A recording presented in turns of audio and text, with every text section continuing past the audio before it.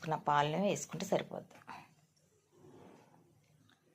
అవి కూడా వేసేసుకుని దీంట్లో కుక్కర్ మూత పెట్టుకుని 2 విజిల్స్ వచ్చాక ఒక 10 నిమిషాలు సిమ్లో పెట్టుకుని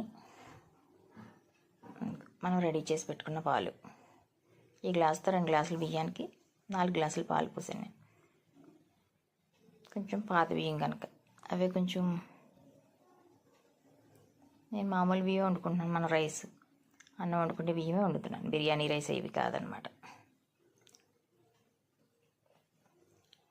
పాలను దాంట్లో వేసేసుకుని ఒకసారి కలుపుకొని